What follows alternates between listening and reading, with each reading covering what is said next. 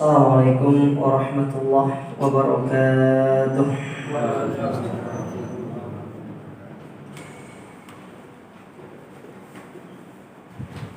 Innal hamdalillah nahmaduhu wa nasta'inuhu wa nastaghfiruh wa na'udzu billahi min shururi anfusina wa min sayyiati a'malina. Man yahdihillahu fala mudilla lahu ومن يضلل فلا هادي له. أشهد أن لا إله إلا الله وحده لا شريك له وأشهد أن محمدا عبده ورسوله. يا أيها الذين آمنوا اتقوا الله حق تقاته ولا تموتن إلا وأنتم مسلمون. أما بعد فإن أصدق الحديث كتاب الله وخير الهدى هدى محمد صلى الله عليه وعلى آله وسلم وشر الأمور محدثاتها فإن كل محدثة بدعة وكل بدعة ضلالة وكل ضلالة في النار. Masyarul muslimin wal muslimat, para ikhwan dan akhwat, para jamaah yang semoga senantiasa dirahmati Allah. Alhamdulillah, puji dan syukur kita panjatkan kepada Allah Subhanahu wa taala, di mana pada kesempatan pagi hari yang berbahagia ini kita kembali dipertemukan dan dikumpulkan di dalam majelis ilmu yang mulia ini, di dalam salah satu taman di antara taman-taman surga yang ada di dunia. Dan insyaallah pada kesempatan yang berbahagia ini kita kembali akan melanjutkan kajian kita dari tafsir Juz Amma, penjelasan tentang Juz Amma, dan sekarang kita masuk ke dalam pembahasan surat Al-Qari'ah. Betul ya? Baik. Surat Al-Qari'ah, yang mana arti Al-Qari'ah itu adalah hari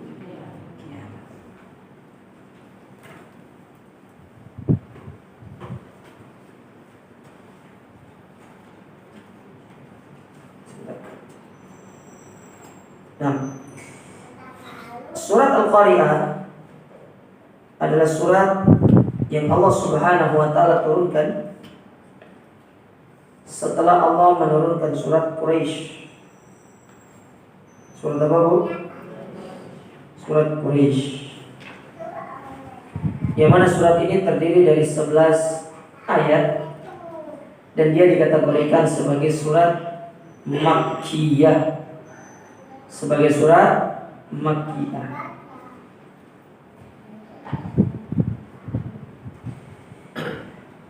Yaitu surat yang Allah turunkan sebelum Nabi berhijrah. Al-Qari'ah ini sendiri itu berasal dari kata qara'a, yang mana itu merupakan isim fa'il dari qara'a. Qara'a bil ain, qari'un, qari'atun, ya, qari'atun, yang artinya mengetuk. Artinya mengetuk, itu namanya qara'a. Jadi bukan ikra maksudnya bacalah, tapi ikra, ketuklah. Contoh kalimat iqra'il bab, ketuklah pintu itu. Jadi disuruh ketuk. Ini secara bahasanya. Nah, kenapa hari kiamat disebut dengan Al-Qari'ah? Allati taqra'u al-qulub wa tafza'uha wa dzalika inda nafhi fis suwar. Yang mana hari kiamat itu datang untuk mengetuk hati-hati manusia dan menjadikan hati mereka takut, terutama ketika proses ditiupkannya sangkakala. Ditiupkannya sangkakala. Berapa kali, Bu, sangkakala ditiupkan? Hah? 2 atau 3? Yang benar, Bu. Pasnya berapa? Hah? Berapa pasnya, Bu? Boleh nawar? Gak boleh. Berapa? 2? 2 atau 3 kali. Khilaf. Terjadi khilaf di kalangan para ulama. Ada yang mengatakan 2, ada yang mengatakan 3. Tapi pendapat yang paling umum itu 2. Yang pertama, nafkhatul faza, yaitu di mana tiupan itu ditiupkan untuk membinasakan seluruh makhluk, bukan hanya manusia, tapi makhluk. Bahkan seluruh alam semesta ini akan hancur. Yang tersisa adalah Allah Subhanahu wa ta'ala. Wa yabqa wajhu rabbika dzul jalali wal ikram, dalam surat Ar-Rahman. Dan yang tersisa adalah wajah Rabb kalian. Ya. Jadi Allah itu punya wajah. Jadi bukan cuma wajah Allah yang tersisa, artinya yang tersisa dari tiupan sangkakala tersebut adalah Allah Subhanahu wa ta'ala. Karena Allah sebelumnya mengatakan kullu man 'alaiha fan, segala sesuatu yang berada di atasnya. Nya itu siapa sih nya itu? Di atas bumi maksudnya. Segala sesuatu yang berada di atas bumi ini semuanya akan sirna, fana.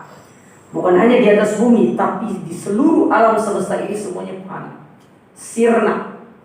Kecuali Allah Ta'ala yang akan sendiri tersisa. Ya, tersisa. Sedangkan tiupan yang kedua disebut dengan nafkhatul ba'ats, yaitu tiupan di mana manusia dan seluruh makhluk yang lainnya akan dibangkitkan kembali. Jadi mulai dari manusia yang pertama sampai manusia terakhir. Pertanyaan saya, siapa manusia pertama, Bu? Manusia terakhir siapa?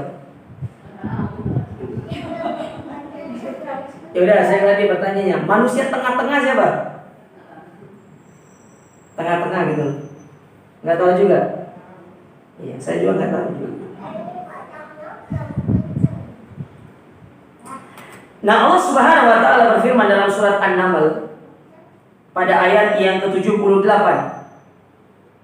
Afwan, kebalik, 87.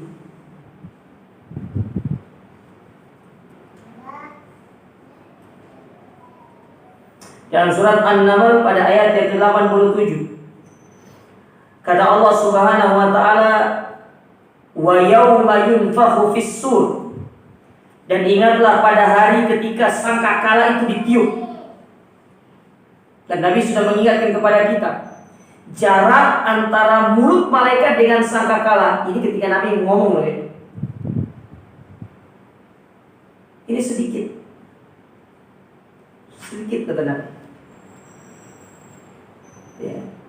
Itu waktu itu Nabi ngomong 14 abad yang lalu. Dari segini mungkin sudah segitu. Sedikit. Tinggal tiup. Maka Allah ingatkan wa yauma yunfakhu fis-sur. Ingatlah ketika tiupan sangkakala itu ditiup. Apa yang kita ingat? Fafazi'a man fis samawati wa man fil ardi illa man sya'allah wa kullun atauhu dakhirin. Yang mana seluruh penduduk alam semesta ini akan terkejut, kaget. Yang muda tiba-tiba tua, yang sedang berlari tiba-tiba jatuh, yang sedang menyusui anaknya dilepaskan anaknya. Saking mengagetkan. Pernah lihat gempa? Tidak pernah lihat gempa itu, dirasakan aja. Lihat bagaimana terjadi gempa. Datang dengan seketika mengagetkan kita, menjadikan orang-orang yang sedang duduk menjadi terkejut langsung berlari. Yang sedang menggendong anaknya melepaskan anaknya demi menyelamatkan dirinya. Itulah kondisi hari kiamat. Hari yang sangat dahsyat kata Allah Ta'ala. Padahal kita tahu seorang ibu, dia sangat sayang sama anaknya, dia dekat anaknya, dia susui anaknya. Tapi pada hari itu dia akan menanggalkan anaknya dan menyelamatkan dirinya. Berat, hari kiamat itu berat. Makanya kita berdoa kepada Allah supaya kita ini tidak berjumpa dengan hari kiamat. Karena hari kiamat itu hari yang sangat dahsyat. Berat hari kiamat itu. Terutama fitnah Dajjal. Tidaklah orang yang bertemu dengan Dajjal melainkan dia pasti akan terkenal dengan fitnah Dajjal. Karena saking luar biasanya fitnah Dajjal itu.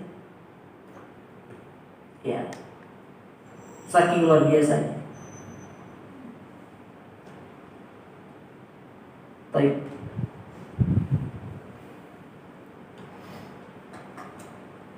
Jadi kaget, semuanya kaget. Dan semua mereka ketika dibangkitkan akan mendatangi Allah dalam kondisi mereka merendahkan dirinya. Mereka takut bertemu dengan Allah, makanya tunduk, lesu, lemas. Adapun orang-orang kafir ketika bertemu dengan Allah, mereka mengatakan, irji'uni la'alli a'malu shalihan fima taraktu kalla. Ya Allah, kembalikan aku ke dunia. Aku ingin kembali. Aku gak punya bekal. Apa yang aku bawa sekarang? Aku mau kembali. Aku ingin beramal. Begitu pula dalam surat Al-Munafiqun, Allah menceritakan tentang orang-orang yang sudah berada di akhirat. Wa anfiqu mimma razaqnakum min qabli ay ya'tiya ahadakumul maut fayaqula rabbi laula akhartani ila ajalin qarib fa asaddaqu wa akum minas shalihin. Andai kata aku punya kehidupan sebentar, aku mau sedekah, aku beramal supaya kita ini punya bekal. Nah, kita yang Allah berikan kesempatan ini, apa yang sudah saya siapkan untuk bertemu dengan hari kiamat? Maka sekali-sekali itu perlu kita itu merenung, duduk. Iya. Kalau orang sekarang tuh ada istilahnya me time. Ya betul Bu? Apa itu me time? What's the meaning of me time? Apa itu me time Bu? Bapak-bapak usia 80 tahun, 70 tahun kayaknya tidak ngerti kayaknya. Ada perlu untuk waktu untuk sendiri. Kalau bahasa orang milenialnya, orang sekarang itu disebut dengan me time. Tapi kalau bahasa syariatnya ada. Apa bahasa syariatnya? Hah? Berapa? Berkhulwat. Itu nama bahasa syariat. Kita tuh perlu berkhulwat sekali-kali, menyendiri. Sebagaimana Nabi SAW pernah menceritakan tentang salah satu golongan yang akan mendapatkan naungan di hari kiamat. Apa kata Nabi? Warajulun dzakarallahu khaliyan fafadat aina. Itu seorang yang dalam kesendiriannya dia duduk merenung. Dia memikirkan tentang dirinya, memikirkan tentang dosanya, kesalahannya, apa yang pernah dia perbuat selama hidup di dunia. Lalu berlinanglah air matanya karena dia sadar ternyata apa yang sudah dia kerjakan masih jauh dari kata maksimal untuk bertemu dengan Allah. Kita jarang menangis, meneteskan air mata lantaran kita sedih, bekal akhir kita belum sempurna. Tapi coba kalau jualannya nggak laku, kita tidak pernah sedih. Kalau keimanan kita tidak pernah bertambah, amal ibadah kita tidak pernah grafiknya naik. Tapi coba kalau usahanya, omsetnya menurun, kita akan melakukan berbagai macam cara, konsultasi, bahkan nih datang orang, gimana nih? Ya kok 1 bulan ini omset saya kok turunnya drastis ya? Apakah ada yang salah dengan strategi penjualan atau marketing saya? Kita tanya ke ahli, kita datang ke ekonom, kita datang kepada orang pemasaran, kita bertanya, mengeluarkan energi. Tapi giliran amal nggak bertambah, biasa-biasa aja, biasa-biasa aja. Baca Qurannya ya mentok di situ biasa-biasa aja. Hafalannya itu dari Ad-Duha ke bawah mah biasa-biasa aja. Ya Bu, betul nggak? Betul atau tidak? Kok malu banget bilangnya betul atau tidak? Loh, kalau malu berarti benar kan? Kalau malu berarti harus ngapain? Ya dirubah. Sebagaimana kita itu berpikir untuk bagaimana meningkatkan omset yang tadinya turun, kita berpikir untuk menaikkan, iman itu harus gitu. Harus seperti itu. Masa setiap hari baca Qurannya cuma 1 halaman doang, ada peningkatan? Ya Bu? Nanti di sini, besok di rumah enggak. Pulang ke rumah dulu Pak. Ya, frustasi sama harga sembako naik. Bawang berapa sekarang Bu? Berapa? 60? Iya. Saya kemarin ke Batu. Saya naik ke daerah atas yang menuju daerah Cangar. Saya beli sayur 2 kantong 60.000. Pokoknya sayur apa tomat segala macam 60.000 2 kantong besar tuh yang merah. Saya beli di tukang sayur keliling 60.000 dan 4 item doang. Ya lo bawang cuma berapa tuh?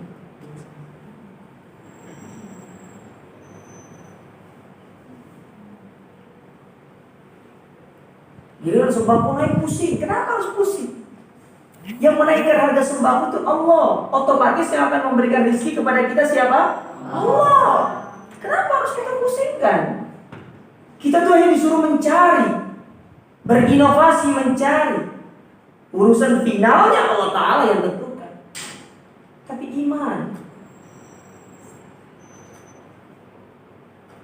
kita kalah sama ayam.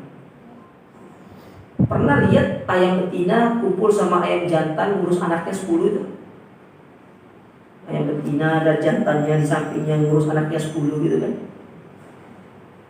Kalau ada ayam betina sama ayam jantan kumpul ngurus, itu pernah nonton di film kartun itu. Ayam di luar sana betina Pak Bu, punya anak 10, jantannya nggak tahu kemana kabur itu. Betul tidak? Atau mungkin tidak pernah punya ayam?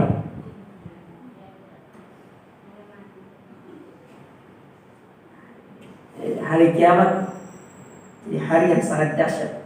Makanya kenapa disebut dengan Al-Qari'ah? Karena dia mengetuk hati manusia supaya kita sadar kita ini akan berjumpa dengan Allah, akan bertemu dengan hari.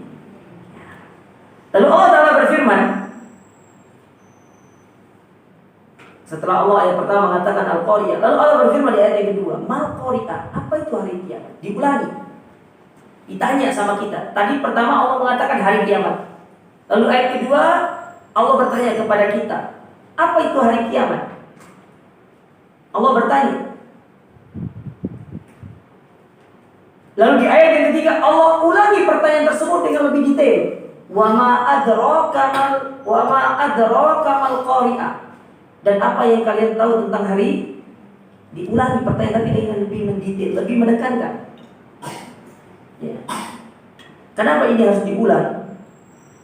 Karena ini pertanyaan yang agung. Hari ini adalah hari yang dimana seseorang itu tidak akan mampu bersilat lidah. Karena hari tersebut hari dimana lidah akan dikunci. Yang akan bersaksi di hadapan Allah adalah seluruh anggota tubuh kita. Tangan akan bersaksi di hadapan Allah. Mata, pendengaran, kaki.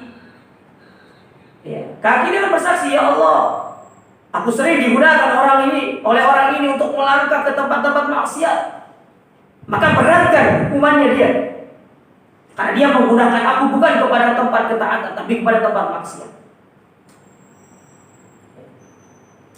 Pergi ke tempat-tempat yang sangat jelek, ke diskotik.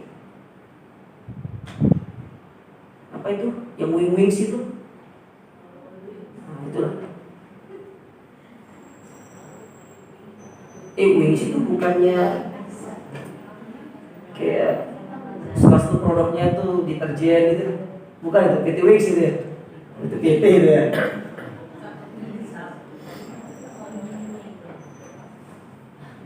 Tangannya digunakan untuk memegang, mengambil yang bukan haknya. Mana contoh mengambil yang bukan hak kita? Contoh kayak riba. Riba itu kan mengambil harta saudara tanpa hak, betul tidak? Tanpa hak. Diambil dengan tangan.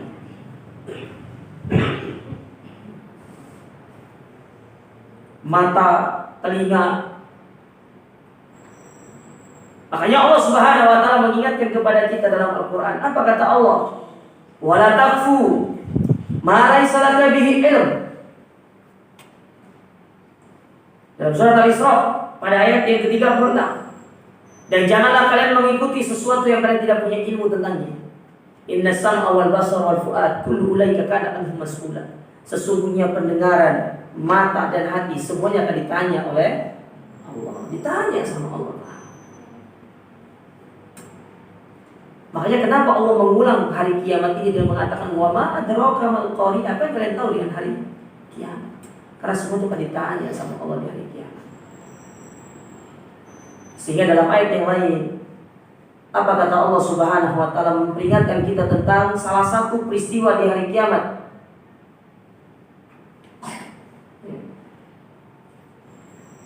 Kata Allah Subhanahu wa taala,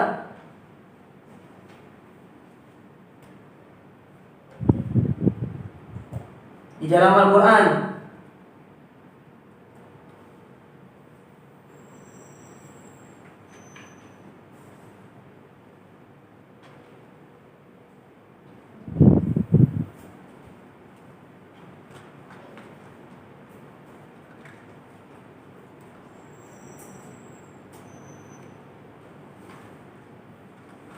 Allah Subhanahu wa taala mengatakan,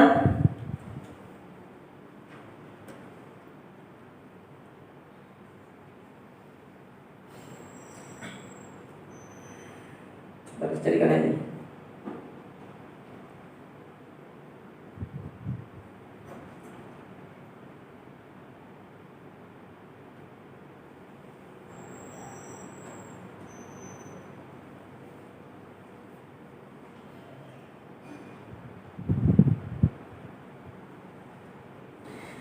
Di mana Allah Subhanahu wa taala menyebutkan, takutlah kalian pada suatu hari di mana pada hari tersebut ya semuanya akan ditampakkan. Dalam surat Al-Haqqah ayat 18. Yauma idzin turaduna la takhfa minkum khafiyah. Hari di mana semuanya akan ditampakkan oleh Allah. Yang kalian sembunyikan di dalam hati-hati kalian semuanya akan dikeluarkan sama Allah. Kemunafikan dan yang lainnya semuanya akan ditampakkan oleh Allah Subhanahu wa taala. Baik.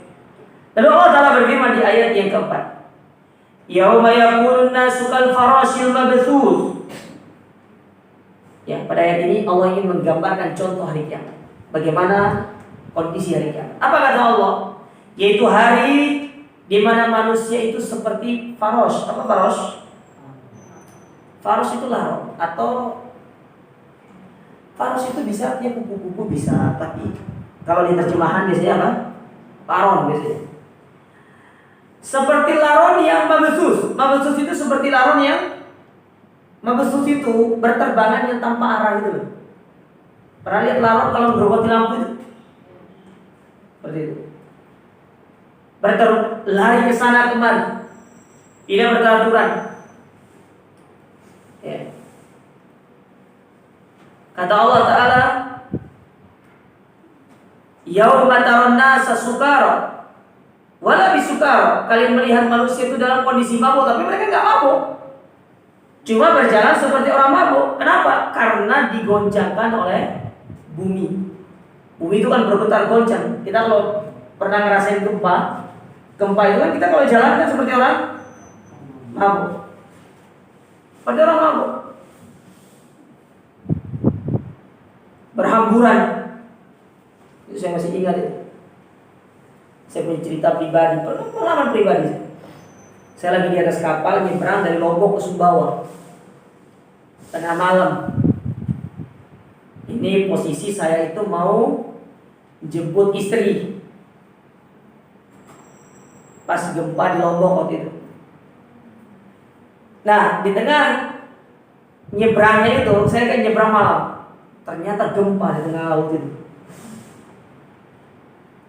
Itu sudah, kapalnya sudah goyang dengan sangat dahsyat. Dan saya lihat waktu itu manusia tidak beraturan. Mereka sudah mulai lari untuk loncat ke laut itu. Itu di atas kapal begitu. Andai kan kalau mereka loncat, wah bahaya. Malam-malam gitu loncat, mana dingin lagi. Ya. Mungkin mereka mau jadi Titanic gitu. Itu dahsyatnya. Nah di saat itu saya ingat firman Allah Ta'ala itu, yauma taron nasa sukar wala hum bisukar. Kalian melihat manusia itu seperti orang mabuk, padahal mereka bukan orang mabuk, tapi mereka berlari ketakutan, ingin menyelamatkan dirinya, sehingga menyebabkan mereka itu berlari tanpa arah, sana sini, sampai saling bertabrakan satu dengan yang lain. Nah ini pengalaman yang membuat kita ingat akan bagaimana kondisi hari kiamat. Subhanallah. Ya.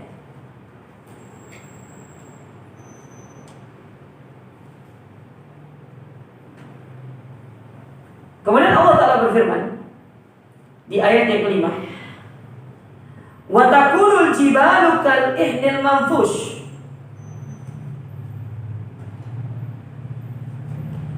Dan gunung-gunung itu seperti bulu yang dihamburkan. Ya. Dan gunung-gunung itu seperti bulu yang dihamburkan. Ya, kita lihat gunung sekarang kokoh berdiri menjulang sebagai pasak. Ya. Allah katakan wal jibala autada. Allah jadikan bumi ini sebagai apa? Gunung itu sebagai pasak untuk menjaga supaya bumi ini tidak goyang. Pada hari kiamat gunung itu dicabut. Mulailah bumi itu bergoncang, dihamburkan, dicabut oleh Allah Ta'ala. Kemudian bumi itu mulai tidak beraturan.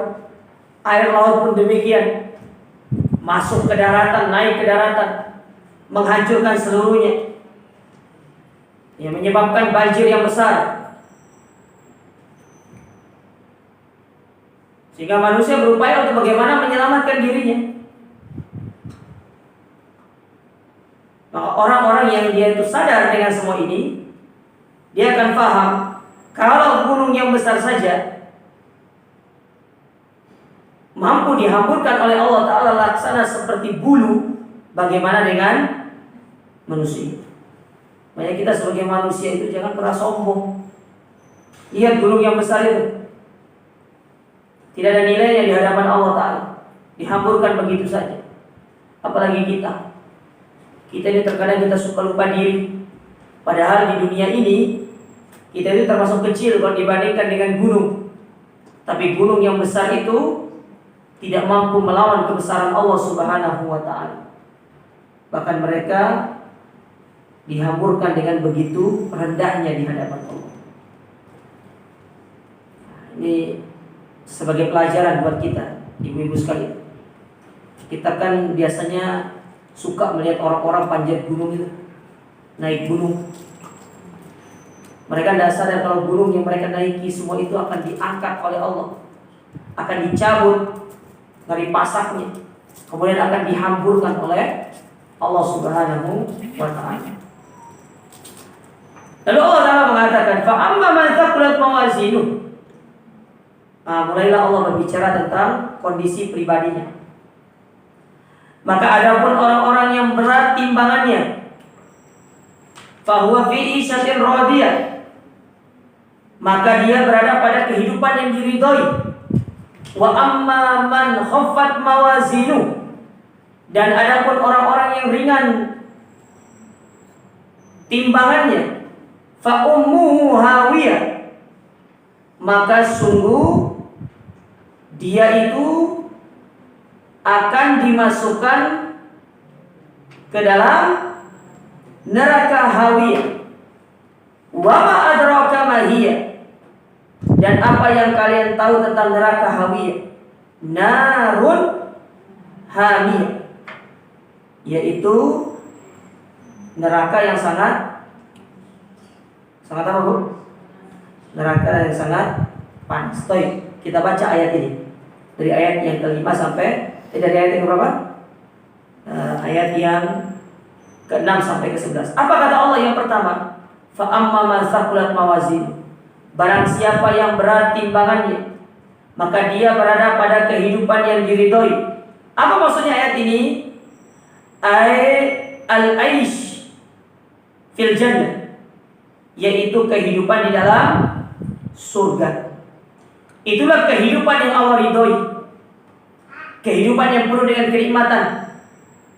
Surga itu dipenuhi dengan kenikmatan. Makanya di antara nama lain surga itu adalah Darun Naim, tempat kenikmatan. Segala macam kenikmatan itu di dalam surga.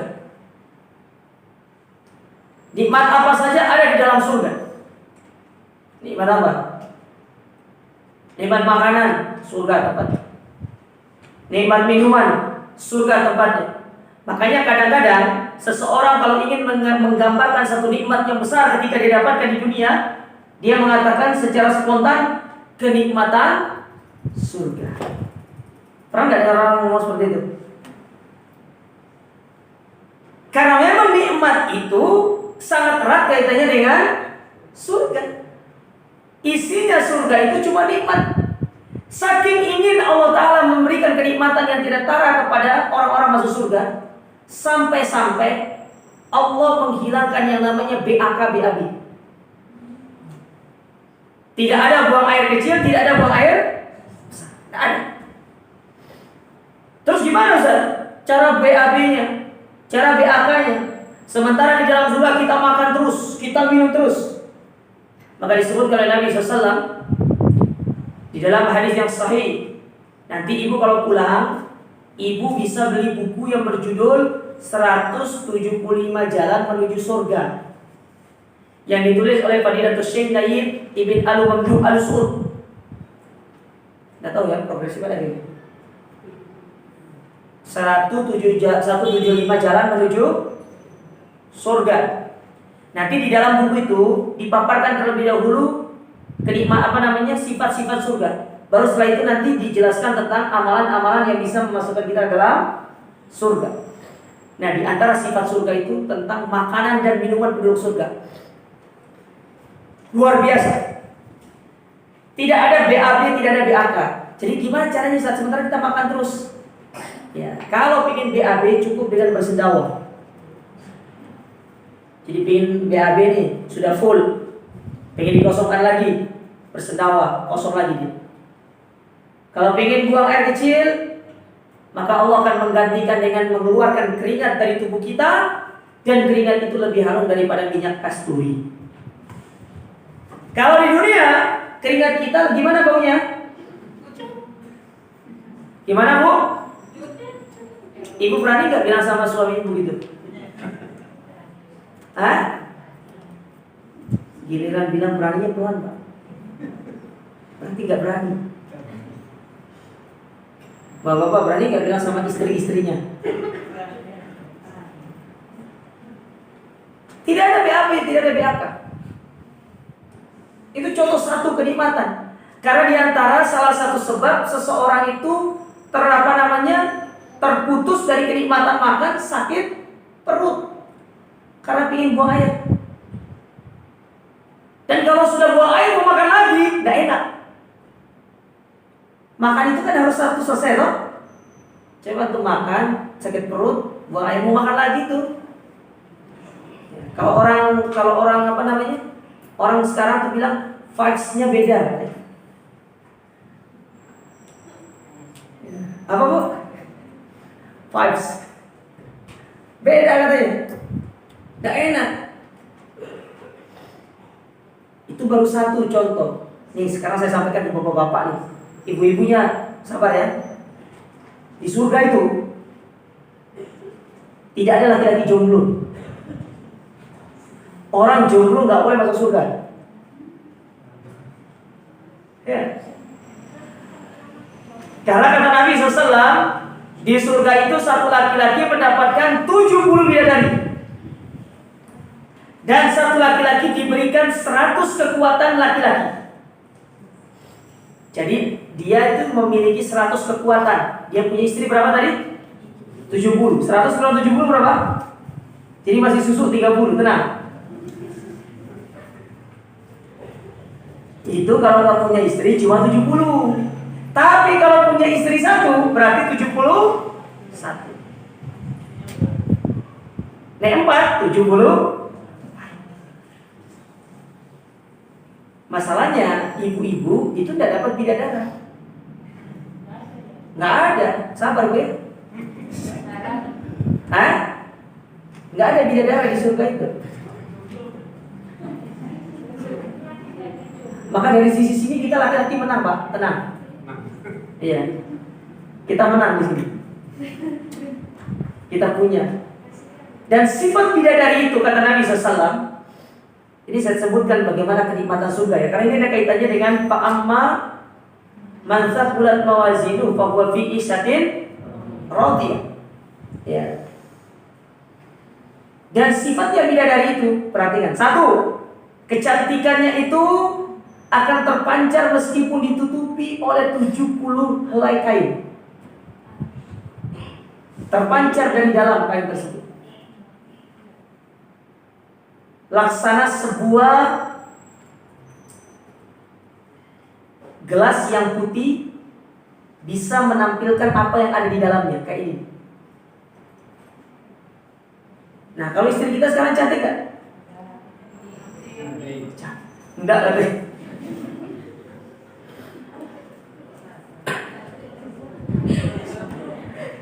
Saya diplomatis saja, Bu, istri saya cantik, Bu. Nanti bahaya kalau saya bilang jelek nanti. Apa? Nggak tembus pandang. Apanya? Hah? Maksudnya katanya itu Ustaz nggak tembus pandang, makanya nggak kelihatan nantinya. Oh, yang di dunia. Iya. Tapi memang nggak cantik kan?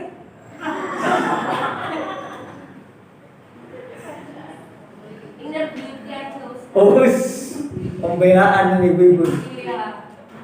Iya. Kalau dibilang, ibu memang nggak cantik, inner beauty, kecantikan yang terpancar dari hati. Iya, itu yang terpenting. Ya salam, ya pembelaannya.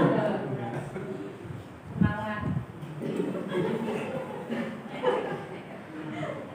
Ya. Terus kata Nabi SAW, mensifati surga itu,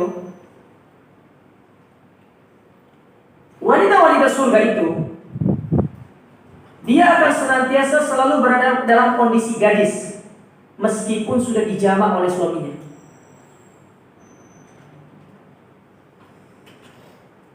Dapat poinnya Pak ya? Selalu dalam kondisi gadis. Sudah nikah? Belum? Sudah nikah? Belum? Di bawah umur berarti itu. Tapi paham kan? Jadi selalu dalam kondisi gadis. Mereka akan selalu kembali ke dalam bentuk perawanan mereka. Ini dari sisi penduduk surganya. Belum kita berbicara istananya. Sekarang kita berbicara makanannya. Makanan penduduk surga itu, makanan yang pertama kali akan dimakan ketika mereka masuk surga adalah hati ikan paus. Ada teman saya itu bilang gini, Ustadz, saya paling gak bisa makan jeroan. Saya kalau makan jeroan itu langsung gimana rasanya? Terus saya bilang, berarti antum di surga gak makan hati ikan paus, kan itu jeroan. Oh, kalau itu beda Ustadz. Kalau itu beda. Nah, makanan penduduk surga itu, sebagaimana kata Allah Ta'ala, makanannya sama seperti makanan-makanan di dunia, tapi dia lebih enak. Buah-buahnya sama. Cuma bedanya, buah di surga itu tidak kenal musim. Tidak kenal musim. Itu satu. Yang kedua, mereka itu tetap berada di pohonnya. Cuma ada dua penafsiran dari para ulama ketika menafsirkan firman Allah, kutufuha daniyah. Pohon-pohonnya itu rendah. Penafsiran yang pertama mengatakan rendah, memang rendah posisinya. Jadi tidak perlu kalau ingin metik, tidak perlu harus pakai kayu. Pakai apa? Longga. Apa longga? Kalau tempat saya namanya Sumbawa Tubuh, gegala namanya. Pakai itu namanya. Tidak perlu pakai itu. Jadi tinggal petik. Penafsiran yang kedua, pohonnya tinggi sebagaimana pohon-pohon di dunia. Laksana pohon-pohon di dunia berdasarkan jenis-jenis buahnya, kayak buah kelapa kan tinggi kan? mangga, terus apa lagi misalkan yang tinggi-tinggi. Tapi ketika penduduk surga ingin memetiknya, dia akan merendahkan dirinya, turun. Jadi tidak perlu pakai manjat, dia tinggal dipetik. Ini disebutkan oleh para ulama dalam tafsir-tafsir mereka. Nah ini dia, bagaimana kenikmatan surga yang Allah siapkan. Fa'amma man thaqulat mawazinu fahuwa fi isyatir radiyah. Sebaliknya kata Allah, wa amma man khaffat mawazinuhu fa ummuhu hawiyah. Adapun orang yang ringan catatannya karena kemaksiatan, karena perkara-perkara yang buruk, maka dia akan mendapatkan kehidupan yang akan dimasukkan ke dalam neraka hawiyah. Apa itu neraka hawiyah? Yaitu neraka yang sangat panas. Kata Nabi SAW, api neraka itu dipanaskan oleh Allah Ta'ala sebanyak 70 berapa Bu? 70 kali. Makanya apinya penduduk neraka itu hitam, karena dipanas sebanyak 70 kali. Sementara api di dunia ini itu hanya 1/70 dari api yang ada di neraka jahanam. Makanya ketika api tersebut mengenai penduduk neraka, bukan hanya merasakan pada bagian kulitnya, tapi itu akan masuk sampai ke dalam sumsumnya. Saking panasnya api tersebut. Nah, oleh karenanya jangan pernah mau coba-coba masuk ke dalam api neraka. Ya, sebaiknya masuk ke dalam surga. Ya, jadi intinya ayat ini, surat ini adalah surat yang berbicara tentang hari kiamat. Dan salah satu di antara kondisi hari kiamat di mana seseorang itu akan diberikan kenikmatan surga kalau dia masuk surga, dan akan diberikan adab di dalam api neraka kalau dia adalah penduduk api neraka. Nah, ini yang mungkin bisa kita ambil pada kesempatan berbagi ini. Monggo ibu-ibu, kalau ada yang ingin bertanya, kami persilakan.